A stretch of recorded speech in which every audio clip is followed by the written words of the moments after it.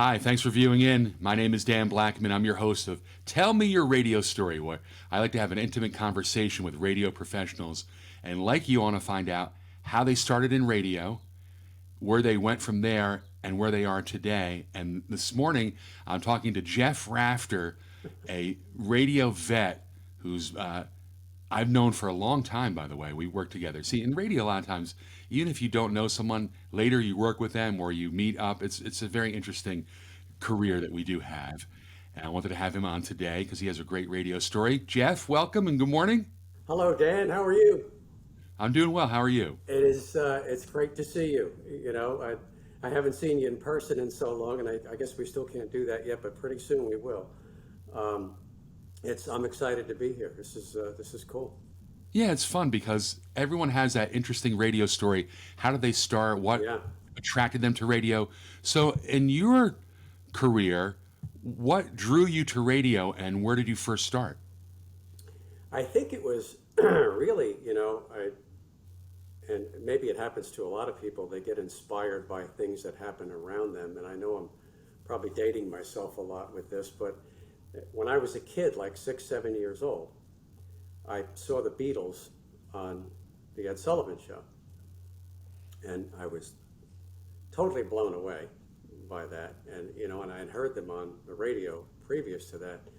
And after that day, they were all over New York radio. And I grew up in New Jersey, so New York radio was a big part of anybody's life who grew up in New Jersey. And so you heard on all the AM stations were playing a Beatles song, probably like every half hour or something like that. Yeah. Heavy rotation. And it was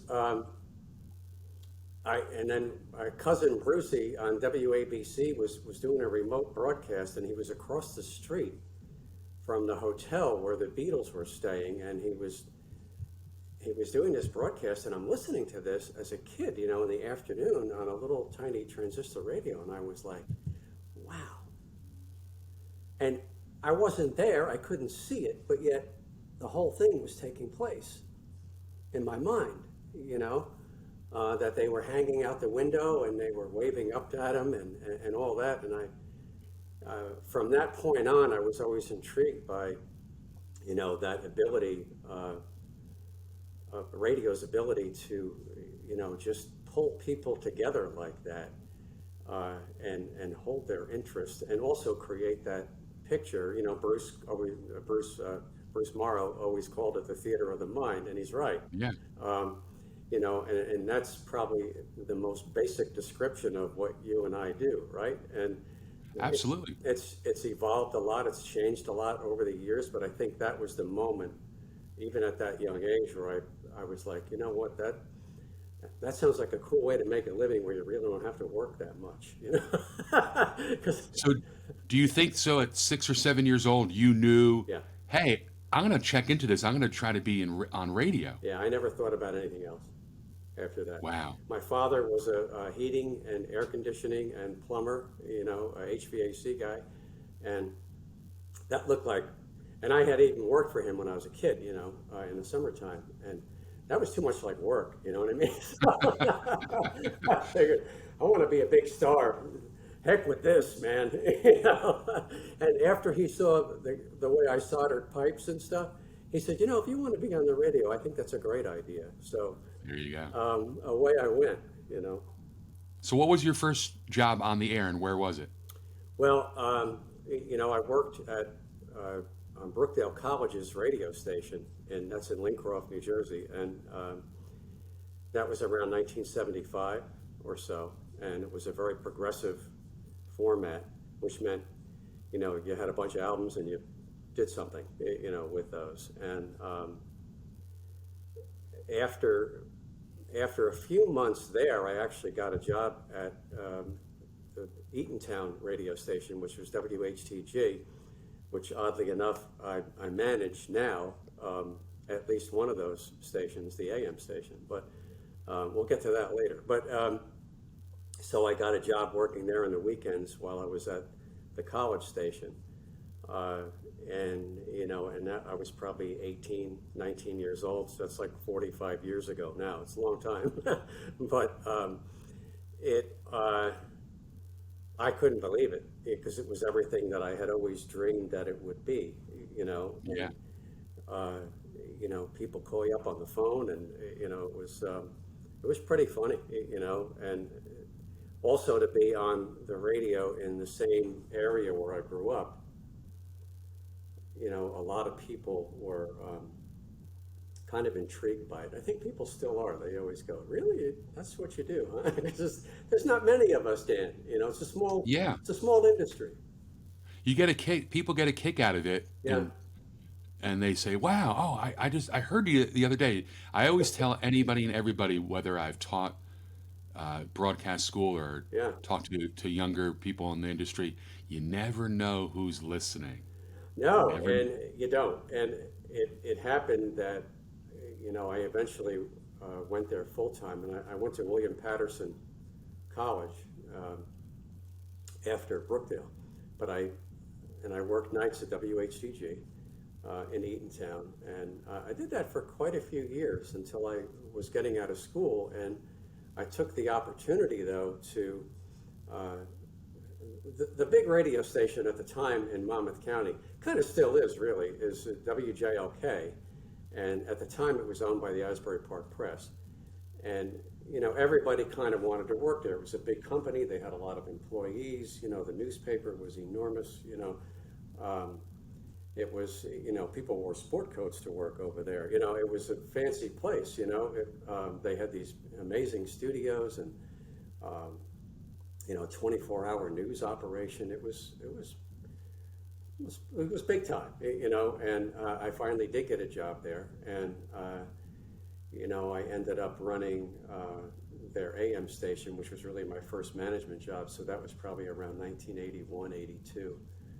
Uh, and I spent some time there. I spent some time in Elizabeth, as you know, Yeah. running that WJDM, that little AMer there. And then I came back down the shore, which was really, kind of always my first love anyway, working around here. I mean, it's such a music market, and, with the Asbury Park music scene, it's just, they're so full of life, I can't wait for it to get back, with when the pandemic finally winds down, just because, and we'll talk about my current station in a bit, but anyway, back then, those days, in the 90s, I came back down the shore and worked in Long Branch for a while. So anyway, no, after Long Branch, I spent, and that's where we worked together again, I guess, was WOBM in Toms River, Yeah. where you were just kind of transitioning out of there, actually, I think, at that point. But I stayed there for 10 years, and, a couple of different owners. And, after WOBM, and a couple of other, I worked at a couple of other properties for that company, for Nassau Broadcasting, um, out in Princeton. But, I came back and worked at WJRZ for quite a number of years. Then I was with the same company, with Magic 98.3 in New Brunswick for quite a while. Worked for Greater Media for 15 years. And then after that, I came back to press, where I'm overseeing, I'm vice president of programming for 107.1 The Boss, and also WHTG, which they own now, which kind of circles back for me 45 years of running Fay Gade's old station. I have been so lucky because I've worked for basically family-owned companies all the way through this. Whether it was the Gade family, in the mid '70s there, to WJLK and the Asbury Park Press, which was privately owned, and still is.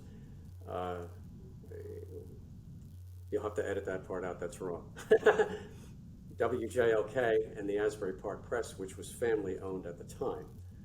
Um, and after that, working with Seashore Broadcasting, where you also worked for them, Yeah. Nassau Broadcasting, which was a giant in New Jersey radio at the time, and then Greater Media, another giant in New Jersey radio, and I was with them for 15 years, and they were just wonderful, long-time radio people that just, they had properties in other major markets, Philadelphia, Boston, Detroit, and later Charlotte, North Carolina. But it was just a very close-knit, family-oriented company, and they were terrific people. And then,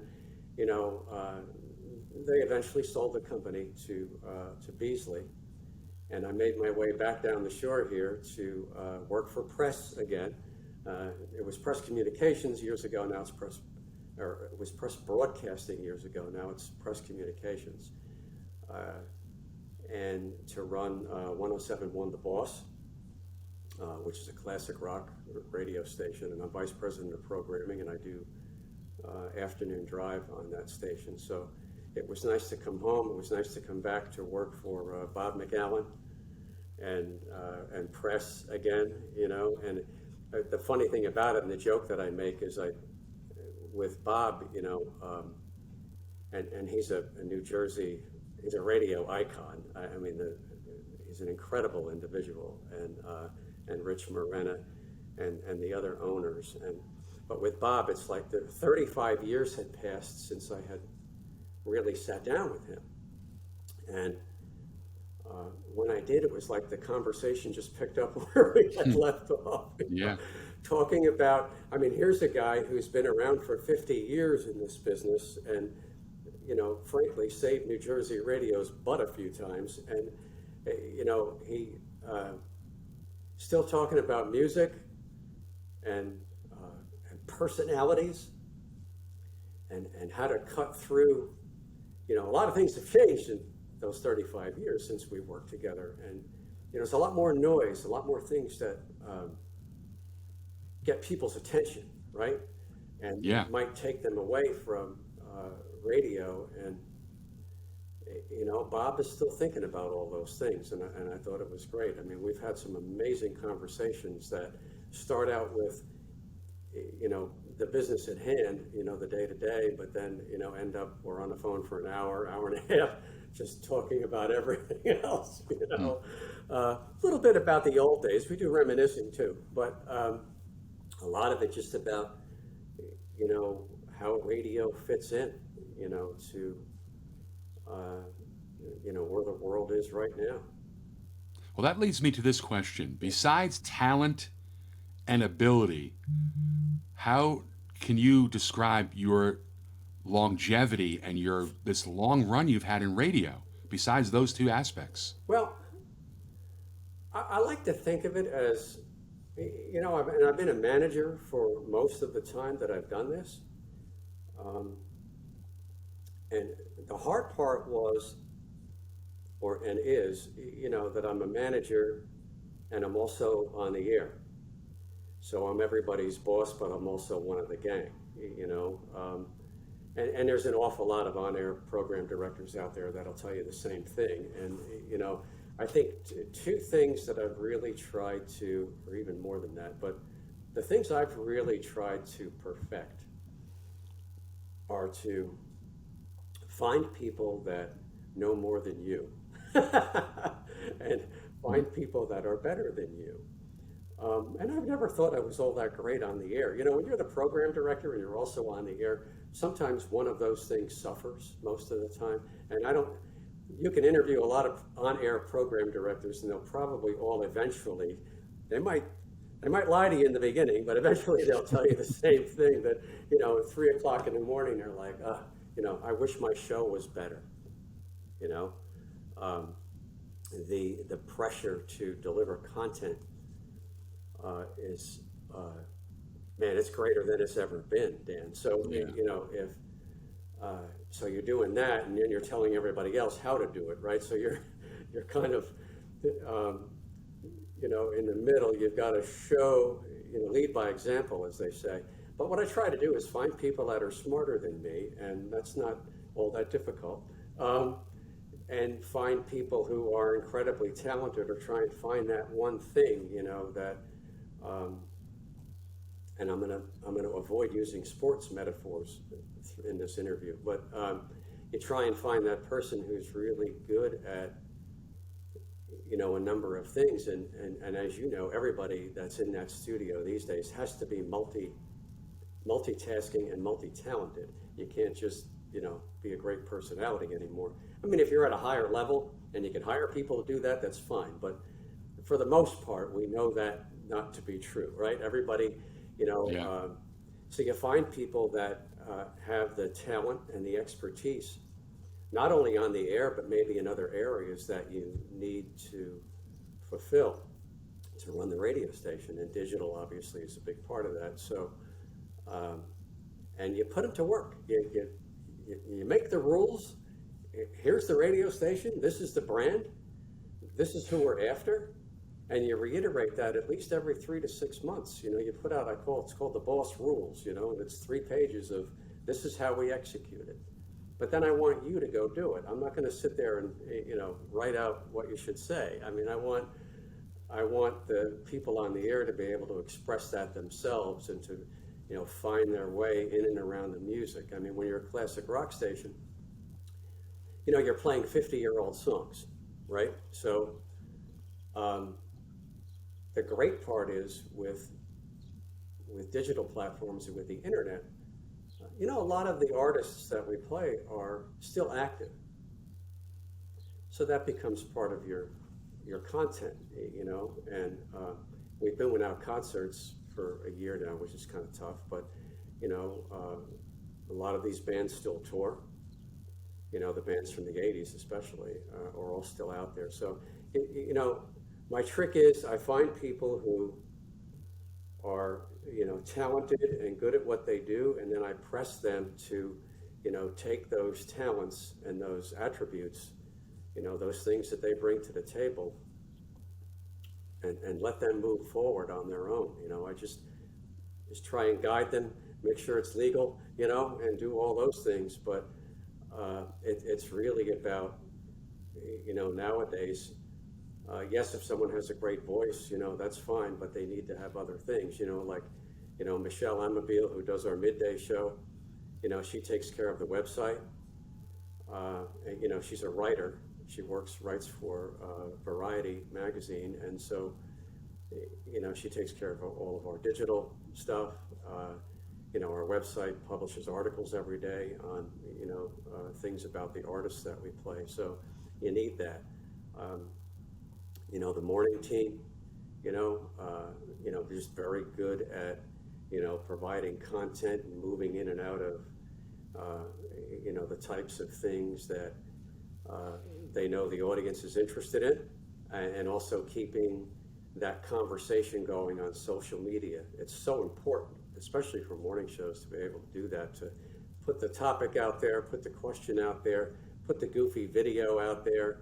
They were seeing how many peeps they could fit in their mouth, before Easter, and it's funny stuff, and it's quick, to be able to, create those moments for the audience, and be that escape mechanism. So, you got to find, it's just really about finding the right people and letting them loose, We had a really good conversation on the phone, and I wanted to touch upon this in the interview about Boss 107.1, the classic rock station that you are programming now. So you and I basically came from what's called the adult contemporary Yeah. background on radio, where we're playing Yes. Whitney Houston and Adele, and now you're playing Led Zeppelin and Aerosmith. What Yes. was the whole, I guess, how this all come about with Boss 107?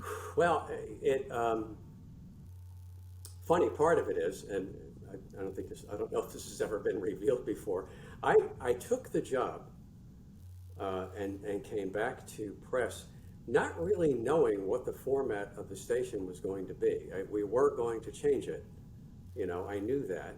And, over the years, I've kind of specialized in that a little bit, not necessarily in, total changes, but in doing little rebuilds here and there, and being able to, restaff or reprogram a station, create a new brand, so to speak. This brand, came about in early conversations after I actually, I figured, oh, they must be bringing me back. They're gonna do an adult contemporary format here because that's why they're bringing me in. I'm the guy, right? I'm Mr. Soft Rock.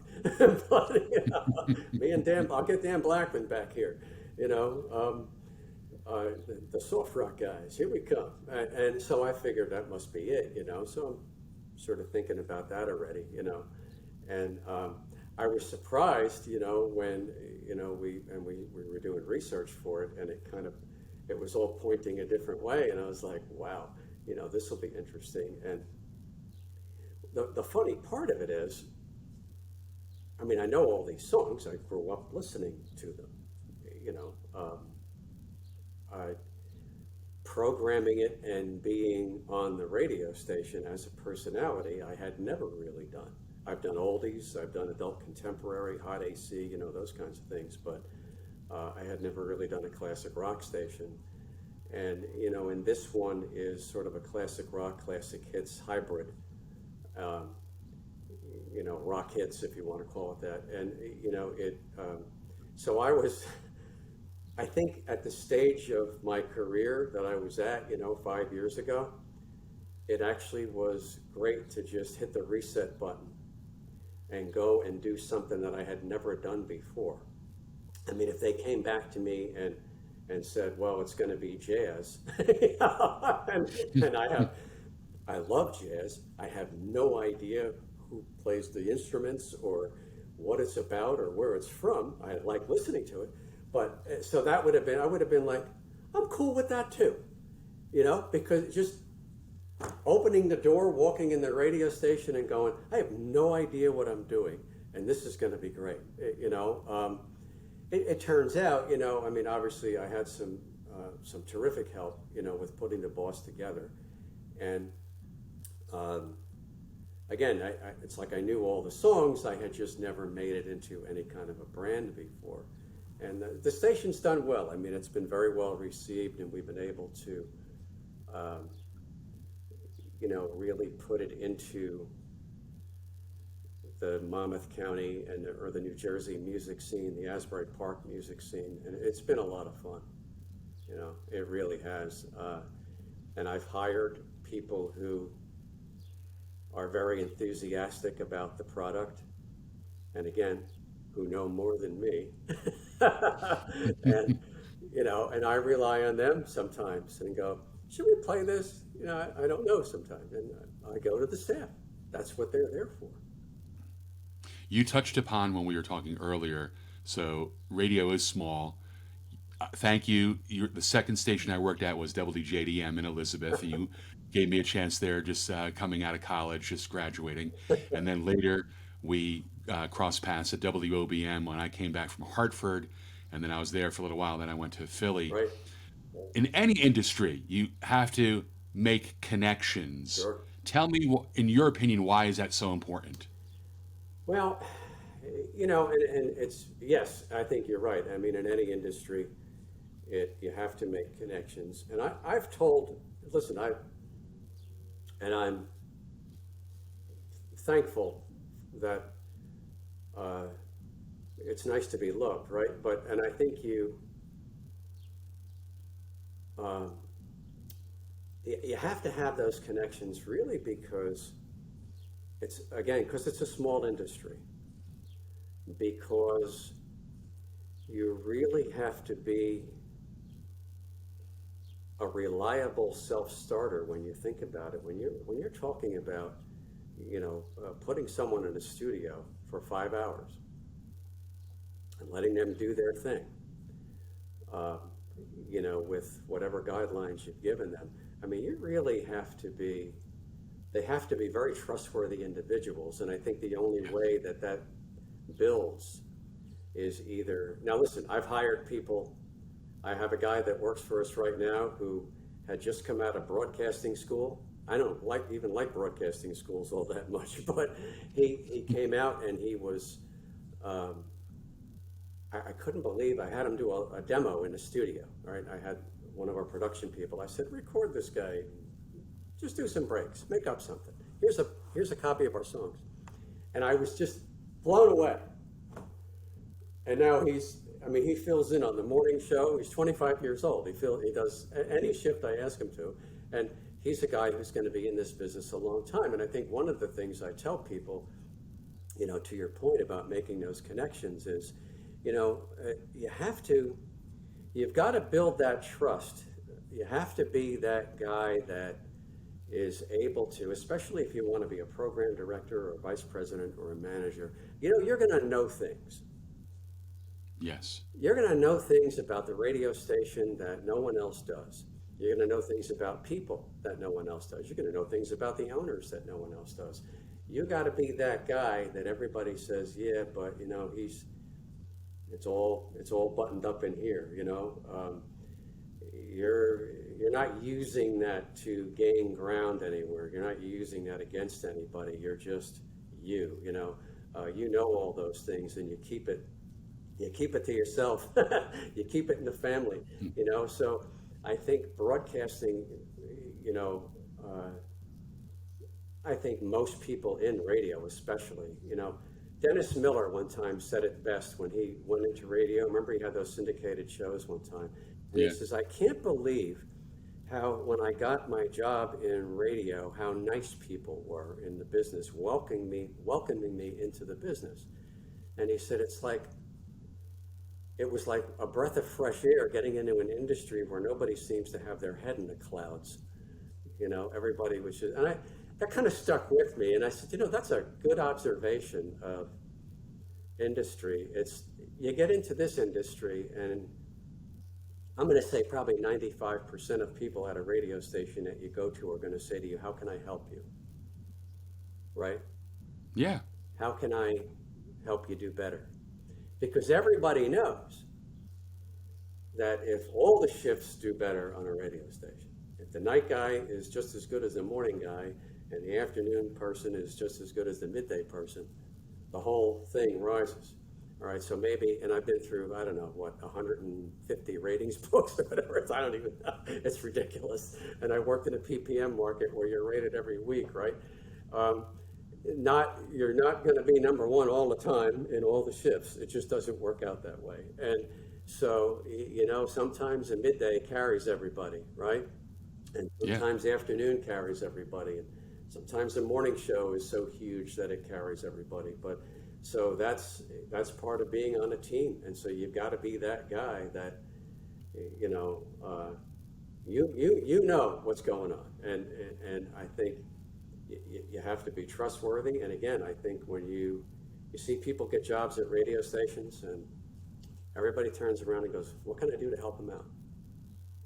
Let me throw out a couple things, sort of quick fire, and the first thing that comes to your mind, just answer. Top 3 concerts that you've gone to in your, or if it's difficult to narrow it down, maybe top 5 for you, Jeff. Well, I think first and foremost, Paul McCartney. Where was this? At Yankee Stadium? Or Meadowlands. Meadowlands. Okay. Meadowlands, and also Madison Square Garden. Okay. This is going to be very funny, but I saw a couple of concerts in the 70s. They had concerts at Roosevelt Stadium in Jersey City.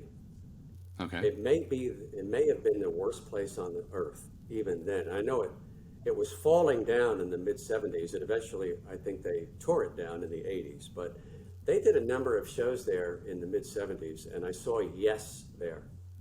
Nice. Yeah. And it was the first full-blown rock concert, that I had ever gone to, where it was just lights out. I mean, the place was crazy, So I'll put that one on the list. So McCartney, Yes. I think the Allman Brothers a couple of times. Just amazing.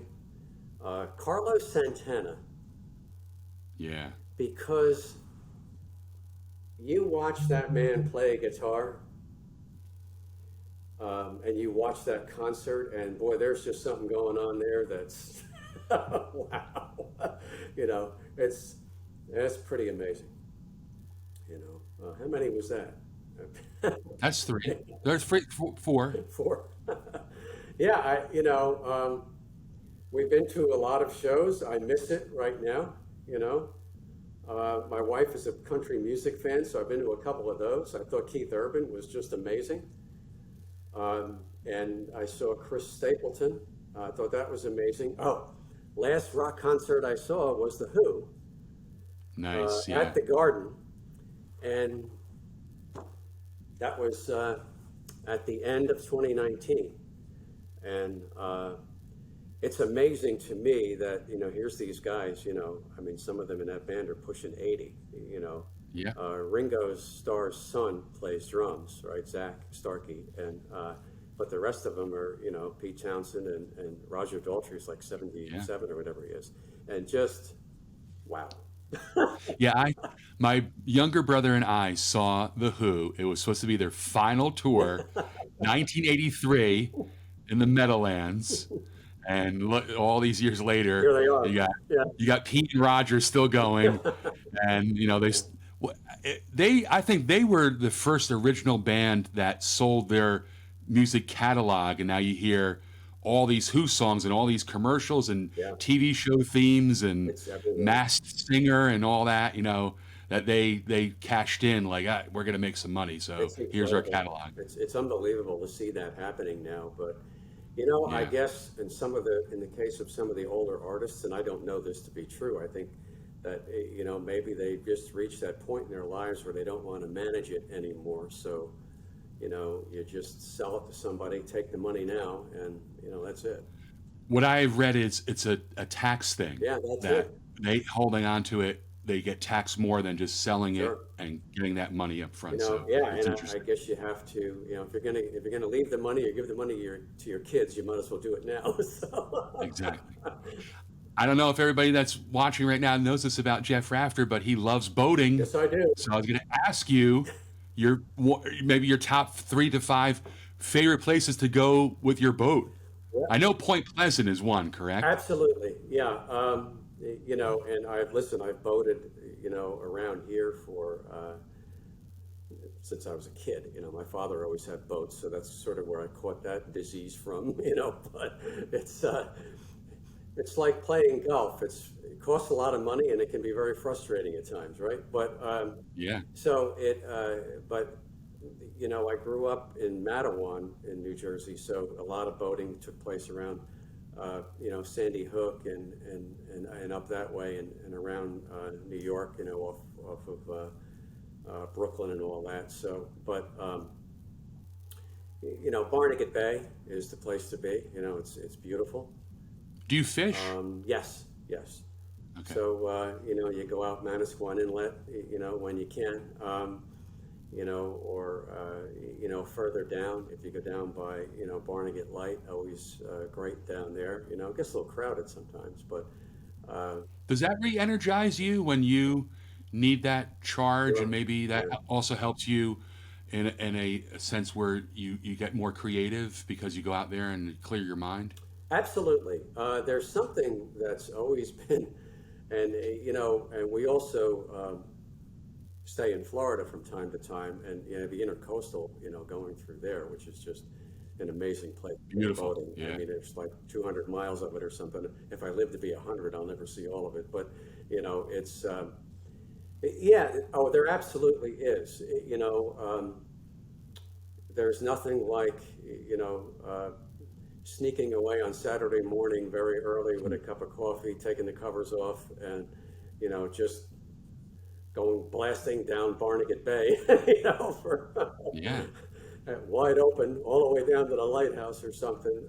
It's a very freeing experience. It does clear your mind. I mean, boating, because there's always something broken, right? So it kind of just focuses you on something different. I mean, even if you're listening to the station while you're on the boat, which does happen, and that's actually a good thing because you're listening to the station in the environment where most people are listening to it. Not And then you can see it, the DJs drawing that mental picture right, for exactly, you, and framing the day. listen, a consultant a long time ago once told me, take the things that you do on the weekends and put that on your radio station. That's what people want to hear, and it's very true.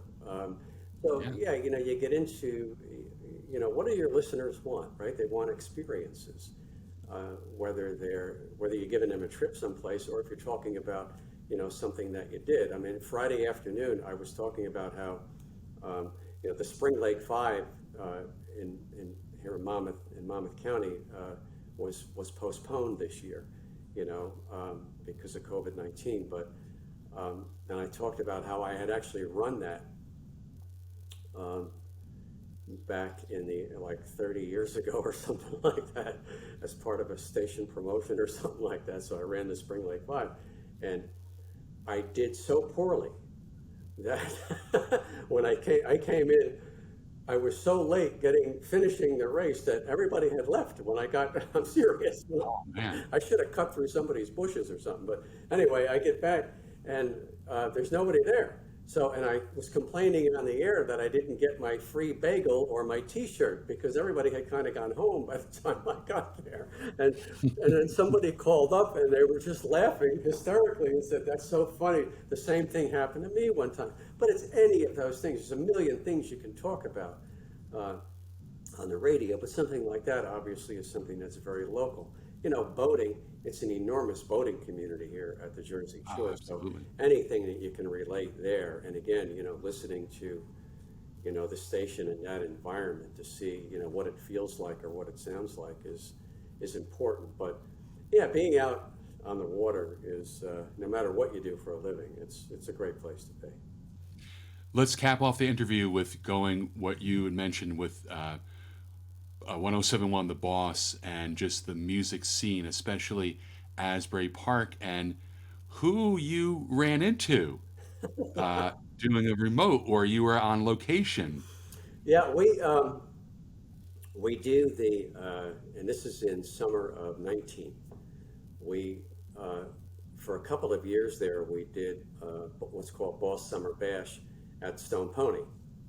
And the act was Southside Johnny and the Asbury Jukes.